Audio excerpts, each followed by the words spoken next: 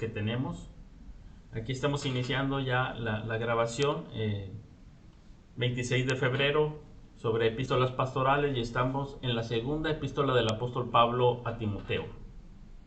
Y esta epístola de Pablo a Timoteo tiene un toque personal, un toque final ya como testamento, cae en esta estructura, pero también tiene ciertas palabras de énfasis que nosotros tenemos que ver repetitivas en nuestras lecturas y en sus diagramas que hagan. Observen las palabras sufrimiento, padecer, persecución, o cuando dice sufro, padezco, etcétera. Estas cosas que parecen ser como obstáculos, como inconvenientes, y que no se esperaría. En ocasiones me ha tocado que se idealiza el ministerio pastoral o el ministerio cristiano, se idealiza el servicio al Señor, incluso misionero, de cualquier tipo de servicio al Señor. A veces se idealiza pensando, si uno está sirviendo a Dios, tiene a Dios de su parte, con las mejores intenciones delante de Dios, en limpieza y nobleza de corazón, uno esperaría que todo fuera bendición, que todo transcurriera tranquilamente y que la vida, no sé, tuviera un sol brillante, luminoso, te sonriera y estás en la bendición de Dios, sirviendo a Dios, con la palabra de Dios, con la mejor intención. Y sin embargo, tenemos aquí el ejemplo del apóstol Pablo que dice todo es sufrimiento y sufrimiento en Éfeso, y sufrimiento ahí, y sufrimiento en Roma, y apedreado por aquí y por allá, y ahorita está precisamente en prisión, a punto de morir. Y la primer exhortación que da el apóstol Pablo a Timoteo tiene que ver con eso. Busquen siempre la palabra sufrimiento y busquen las palabras avergonzar. Avergonzar no es una palabra en el sentido que hoy usamos más cotidiano, en el sentido de que como que me da pena, me intimida un poquito así. No, avergonzar tiene que ver más con turbarse en el alma y acobardarse. Y va a decir el apóstol Pablo, yo padezco esto, pero no me avergüenzo. O sea, esos padecimientos no turban mi alma de tal manera que me acobarde. Y por eso le dice a Timoteo, Dios no nos ha dado espíritu de cobardía. O sea, es para avergonzarse, no es... La cobardía es eso, avergonzarse, ¿sí?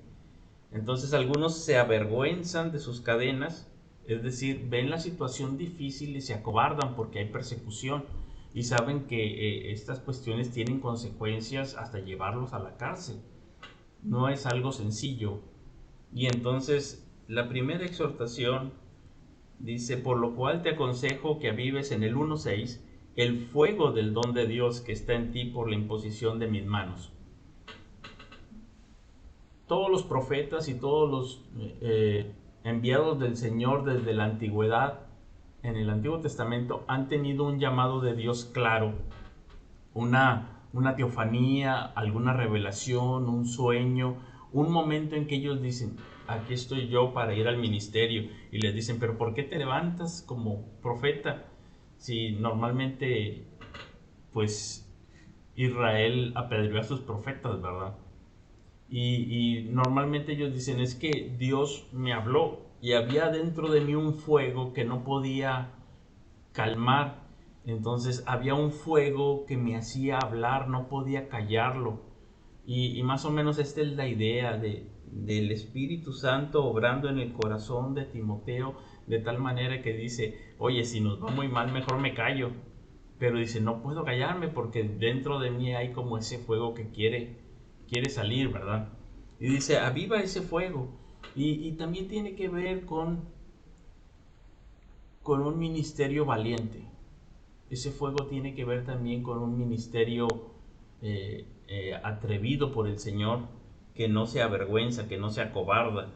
Y le dice, porque no nos ha dado Dios espíritu de cobardía, sino de poder, de amor y de dominio propio. Aquí están las partes de ese llamado. Si una persona no siente realmente ese fuego en su interior, dice, no está llamado al ministerio. Por eso en la primera epístola dice, si alguno anhela obispado, es decir, tiene ese fuego, dice, esto es lo que yo voy a hacer, ¿verdad? Si no hay, pues no le sigue adelante. Ahora, no solamente tiene que haber ese fuego, sino también tiene que ser reconocido por otros, como les mencionaba en el video de la imposición de las manos, ¿verdad? Está reconocido por la iglesia. Hay una autoridad, un reconocimiento, de tal manera que la persona habla de esa manera. Y dice, por eso mismo padezco en el 12, y dice, no me avergüenzo, porque yo sé a quién he creído y estoy seguro que es poderoso para guardar mi depósito para aquel día. Dice, yo estoy enfrentando, dice el apóstol Pablo, oposición, pero no me avergüenzo, es decir, no me acobardo. Me gustaría más que pensáramos en esa idea de acobardarse, ¿verdad? No me acobardo, ¿por qué? Porque estoy seguro. Algo así como lo que decían Sadrach, Mesach y Abednego, ¿verdad? Si no nos salva, como quiera que estamos y no nos acobardamos porque sabemos quién es el Dios verdadero. Y si nos hemos de quemar, nos quemamos, ¿verdad? Pero ellos sabían que ese horno era un horno de prueba, ¿verdad? Un horno que en ese momento les iba a llevar pues a probar su fe. Y en cierto sentido, toda la experiencia del pueblo de Israel en Babilonia era estar en el horno de la aflicción. Y Sadrach, Mesach y Abednego están representando lo que deberían de hacer todos los israelitas en Babilonia: mantenerse fieles al Señor, regresar al Señor, porque por eso están ahí. Y era el horno de la aflicción. Igual se le llama a Egipto, no sé si ustedes lo recuerden, Dios llama, yo lo saqué del horno de fuego, y se está refiriendo a Egipto. Después también a Babilonia se refiere, yo lo saqué del horno, ¿sí? Y del creyente también el apóstol Pedro, perdón, usa esta analogía y dice que nuestra fe es probada como por fuego, para que entonces salga purificada, limpia, más preciosa que el oro, que la plata, ¿verdad? Y quitar las escorias, porque es probada en el horno. Y aquí es algo similar lo que está diciendo el apóstol Pablo. Los que quieren vivir piadosamente van a padecer persecución, pero están siendo probados y van a salir con una fe fortalecida, brillante, ¿verdad? Entonces dice, yo sé a quién he creído, y si ustedes ven las imágenes, siempre es de esforzarse. Incluso más adelante dice en el 2:9, en el cual sufro penalidades, hasta prisiones a modo de malhechor, mas la palabra de Dios no está presa. Por tanto, dice, todo lo soporto. Ahí está, no me avergüenzo, no me acobardo. Y siempre va a haber ocasiones, aunque no sean cárcel ni apedreamiento, siempre va a haber ocasiones en que el pastor, el ministro, el misionero, esté tentado a acobardarse, a desanimarse, a desalentarse. Esto va a ser una experiencia común, y es entonces donde tiene que volver a este pasaje y decir, aviva el fuego del don de Dios, y recuerda a su madre, a su abuela, recuerda cuando le pusieron las manos para el ministerio, recuerda a Jesucristo, recuerda a Pablo, recuerda todo lo que sucedió. Hay un énfasis en acordarse. En el Antiguo Testamento, acordarse, hacer memoria, está asociado con ser fiel al Señor, y olvidar está asociado con la apostasía. Olvidar es apostatar de la fe. Entonces, normalmente está esta parte y este mandamiento en el Antiguo Testamento: hacer memoria. Hacer memoria no es lo mismo que la historia, ¿verdad? La historia está en el pasado. Hacer memoria es algo que hacemos en el presente sobre hechos del pasado, pero que afecta a nuestro presente porque vemos hacia un futuro con una promesa real, con una esperanza. Entonces, hacer memoria es un ejercicio presente, un ejercicio espiritual presente sobre cosas del pasado que nos ayudan a enfrentar mejor el futuro, las situaciones que vamos a presentarnos. Y eso va a ser real. va a ser real. Va a haber ocasiones en que el ministro del Señor tienda a desanimarse. Y ustedes van a ver que los grandes maestros y predicadores normalmente tienen entre sus escritos un tratado sobre el desánimo, el desaliento, sobre el pastor desalentado, desanimado, apagado, agotado, alguna cosa por el estilo. Creo que era Spurgeon el que decía que el pastor tiende a la depresión porque es más o menos como de carácter melancólico, con atole en las venas, ¿verdad? Porque para que una persona sea bueno para el ministerio, sí, tiene que ser bueno para estudiar, para hacer exégesis, para estar ahí horas y horas en el texto. Y para que una persona esté horas en el texto, tiene que ser con esa cualidad de carácter de tener como que atole en las venas y puede estudiar. Porque el que es muy colérico, muy animoso, anda afuera, ¿verdad? No hace este trabajo. Y el que hace este trabajo es muy bueno para el trabajo de exégesis y de enseñanza, pero por lo mismo es muy propenso al desánimo. Eso es lo que decía según sus explicaciones Spurgeon. Yo no estoy muy enterado de esto, pero él decía algo así. Pero sí van a observar que normalmente hay alguna cosa por el estilo. Y el apóstol Pablo aquí le dice, en la epístola pastoral, no te acobardes. Y le pone muchos ejemplos, como ya vimos, unos se acobardaron, otros sí se avergonzaron, otros se desviaron, pero tú sigue adelante. Y hay una parte poética muy importante que quiero que resaltemos. Si ustedes lo pueden ver ahí en su Biblia, capítulo 2, versículos 11 al 13. Este arreglo poético, déjenme ver si lo puedo poner aquí en la pantalla, sacándolo de aquí de la Biblia en línea. Déjenme lo pongo para que sea más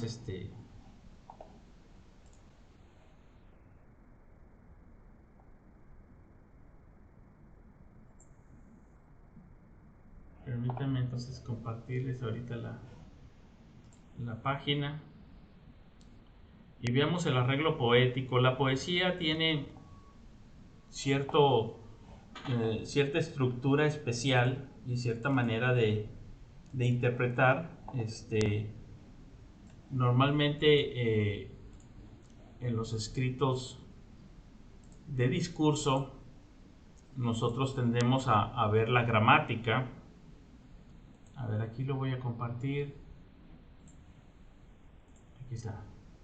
En los escritos de discurso nosotros vemos la gramática porque esa es la que reina en la parte de discurso, ¿verdad? Pero en la parte poética no es así, porque en la poesía, vamos a suponer, vamos a decirlo de esta manera, las palabras son libres. En el discurso a las palabras se les ejerce violencia por medio de la gramática para que digan una sola cosa y signifiquen una cosa. Pero en la poesía a las palabras se les deja libres para que signifiquen dos cosas diferentes o tres, que tengan varias acepciones. Lo lees de un modo y dice una cosa, lo lees de otro modo y dice otra cosa. ¿Sí? Por ejemplo, el Señor Jesucristo dice, destruid este templo y en 3 días lo levantaré. Y está usando templo en forma poética. Y dice, después de que resucitó, los discípulos supieron que hablaba de su cuerpo. Dice, mucho tiempo después pasó todo, murió, resucitó. Y ya después como que dice, por eso dijo. Y entonces si lo leen de una manera, se hablaba del templo. Si lo leen de otra manera, se hablaba de su cuerpo. Porque esa es la parte poética, ¿verdad? Entonces tienes que ver. Ahora tampoco es un sinsentido, van a decir, si significa varias cosas, entonces ¿cuál es el sentido? Para las mentes más analíticas como la mía, la poesía pues dice, ¡pum!, me hace explosión en el cerebro, ¿verdad? Pero hay que ver que el sentido está en el ritmo, en el arreglo, y ahí va a haber el sentido, porque tampoco la poesía es un sinsentido, como decir, no es verdad, es nada más poético. No es eso, es verdad, hay verdades poéticas, pero también la poesía tiene la particularidad de que mezcla los pensamientos y los sentimientos de tal manera que no solamente dice verdades, sino que le entremezcla sentimientos, pasión. Entonces ahí hay una mezcla de pensamientos y sentimientos. No es lo mismo decir Dios me cuida y me provee a decir Jehová es mi pastor, nada me faltará. Ahí se magnifican los sentimientos. Y luego si le pones música y lo cantas, todavía esos sentimientos se intensifican con esas verdades tan grandes y profundas. Se intensifican. Y luego si en vez de cantarlo lo cantas con toda la iglesia, todavía eso se refuerza, se intensifica, no solamente en pensamiento y en sentimiento, con música y canto corporativo. Por eso el apóstol Pablo a los colosenses, cuando les dice, ellos están enfrentando herejías peligrosas, y les dice, lo que van a hacer para contrarrestar esa herejía es cantando entre vosotros con salmos, himnos y cánticos espirituales. Dice, pero ¿cómo? Yo pensé que íbamos a hacer conferencias, simposios, debates. Y dice, no, no hagan conferencias, simposios, debates. No, canten juntos la palabra del Señor, y eso lo va a afirmar en sus corazones, no solamente la doctrina, sino también los sentimientos correctos con respecto a esa doctrina y al Señor. Entonces, aquí está una parte poética en medio de todo lo que está diciendo. Hay una argumentación del apóstol Pablo, y luego viene con una parte poética que le va a quedar clavada en el corazón a Timoteo. Palabra fiel es esta. Y aquí viene la poesía. Si somos muertos con Él, también viviremos con Él. Si sufrimos, también reinaremos con Él. Si le negáremos, también Él nos negará. Si fuéramos infieles, Él permanece fiel. Él no puede negarse a sí mismo. Entonces tenemos aquí una poesía con pares, como se puede observar, pero no solamente es con pares, con cosas relacionadas de nuestra forma de responder al Señor y la respuesta de parte del Señor, pero también es progresivo, va creciendo al grado de llegar a esta última cláusula, que es la que quiere resaltar más. Entonces dice, pase lo que pase, Él es fiel. Él es fiel. Y es la parte más fuerte que va a resaltar. No importa lo que suceda, Timoteo, Dios es fiel. ¿Fiel a qué? Fiel a su pacto, fiel a sí mismo. Y aquí está hablando, cuando dice Él no puede negarse a sí mismo, está hablando del pacto. Está hablando del evangelio, del pacto hecho en la sangre de Cristo. Esto lo vemos en el ejemplo del pacto con Abraham. Ustedes recordarán, voy a escribir aquí nada más la cita, Génesis 15. Ustedes recordarán Génesis 15, donde pues Dios se le aparece a Abraham y le dice, Abraham, tu galardón va a ser grande, yo te voy a dar hasta lo que no imaginas. Tu galardón es grande, un premio, una recompensa grande de parte de Dios. Y entonces Abraham le dice, Señor, ¿y qué me vas a dar? O sea, Abraham ya era rico, ¿qué le das a un hombre rico? Abraham ya tenía de todo, ¿qué le das a un hombre que ya tiene de todo? Era un jeque rico del oriente, ¿verdad? Y dice, tu galardón va a ser grande. Señor, ¿qué me vas a dar? Y entonces le dice, ¿qué me vas a dar si yo lo que quiero es un hijo? Y mi heredero va a ser este sirviente damaseno, Eliezer. Dice, ¿qué más puedo tener? Y Dios le dice, vas a tener un hijo. No, pues, ¿cómo voy a saber yo que eso es verdad? Y entonces Dios se lo representa con un pacto. La palabra pacto en hebreo es como la palabra cortar o dividir. Y entonces le manda que haga un ritual de un pacto donde pone los animales del sacrificio partidos a la mitad y a la mitad y a la mitad, nada más las aves sí las pone solas, y hace un caminito de todo el sacrificio partido a la mitad. Y entonces la idea era que la persona que hace el pacto pasa en medio de esas mitades Dice, en la noche pasó un fuego que representaba la presencia de Dios, una teofanía. Dios pasando en medio de todas las mitades, como diciendo, tú vas a tener un hijo y se van a cumplir las promesas en él, así como las estrellas del cielo en multitud va a ser tu descendencia y como la arena junto al mar. Y entonces le dice, si no se cumple, es como que me pase lo mismo que a estos animales, o sea, que me parta la mitad, que me muera. Hebreos lo va a decir más claro diciendo, y Dios, no pudiendo jurar por nadie más grande que Él, juró por sí mismo. Entonces estableció no solamente una promesa, sino una promesa afianzada con juramento. Y Dios no puede negarse a sí mismo, Dios lo va a cumplir, dice, sino que me parta un rayo, que me muera, diría Dios. Y dice, eso jamás va a suceder.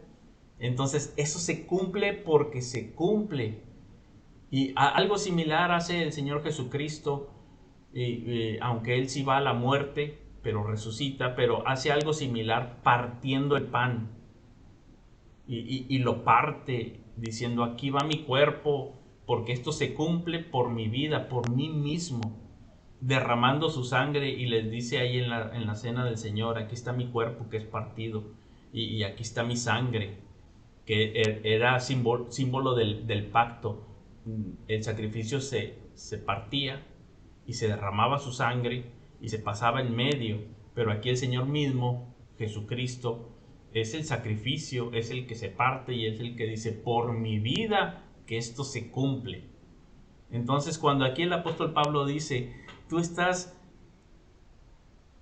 con toda la garantía de Dios, va a haber oposición, sí, pero Dios te dice que su evangelio se cumple por su vida, porque Él ya partió su cuerpo, derramó su sangre, y el evangelio es fiel, es seguro. Él no puede negarse a sí mismo. Entonces ahí le da de manera poética un afianzamiento a su corazón grande para que pueda seguir adelante. De tal manera que ahora Timoteo puede decir, bueno, pues vamos adelante. Ya no va a estar el apóstol Pablo, vamos adelante. El ministerio es difícil, vamos adelante. Hay opositores, vamos adelante. Hay gente mala, hay gente que abandona, vamos adelante. Hay muchas cosas que van a desanimar al ministro del Señor, y aquí esta parte poética le da toda la confianza. Y fíjense que para mantenerse en el ministerio no es asunto de Timoteo. La otra cosa que quiero que observemos es todas las veces que se dice que no está en Timoteo, sino que le es dado la fortaleza para perseverar. Observen desde el inicio, dice, el don de Dios. ¿De quién es el don? De Dios. ¿De quién proviene? De Dios.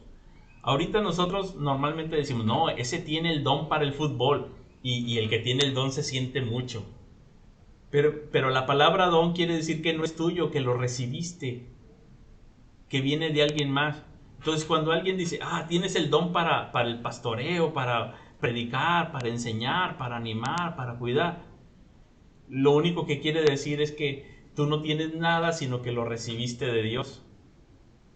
¿Sí? ¿Y a quién entonces, Timoteo, si tú vas a seguir adelante es porque tienes el don de Dios. Y luego dice, tienes al Espíritu Santo. Aquí mismo dice, y yo sé a quién he creído. Y dice, yo sé a quién he creído y estoy seguro que es poderoso. ¿Quién es poderoso? ¿Pablo o no? Dios. Entonces, va ahí, pero tiene el don de Dios, tiene algo que recibió, que fue la palabra de Dios, no fue de él. Su abuela y su madre hicieron un trabajo, el apóstol Pablo hizo un trabajo. Viene la palabra de Dios, que en última instancia es de Dios. Dios se dignó a hablarnos, a revelarse. Tiene el Espíritu de Dios. Y luego cuando le dicen el 2:1, esfuérzate en la gracia que es en Cristo Jesús. No estoy seguro si alguna traducción lo traduzca de manera diferente, pero ese esfuérzate en la gracia que es en Cristo Jesús parece ser como contradictorio en nuestra traducción, ¿verdad? ¿Cómo te vas a esforzar en algo que te es dado? Gracia es algo dado, y esfuerzo es algo que yo hago. Y esa combinación ya la teníamos en el profeta Isaías, de esfuerzo y gracia. Déjenme ver cómo la pone la NBI, pero ese esfuérzate en la gracia es casi como descansar en la gracia. Dice la NBI, fortalécete por la gracia. Porque aquí hay una parte que el apóstol Pablo amplía en otras secciones como en Corintios, y dice que ese fortalecerse en la gracia es más bien reconocer toda nuestra debilidad, y en medio de nuestra debilidad el poder de Dios se manifiesta, ¿sí? Y es reconocer que yo no tengo el poder, sino que es por gracia de Dios que Él me sustenta, ¿sí? En hebreo sería hazak, esfuérzate, que es una palabra común que usa el profeta Isaías. No sé si ustedes lo recuerden, por ejemplo, déjenme abrirlo por aquí.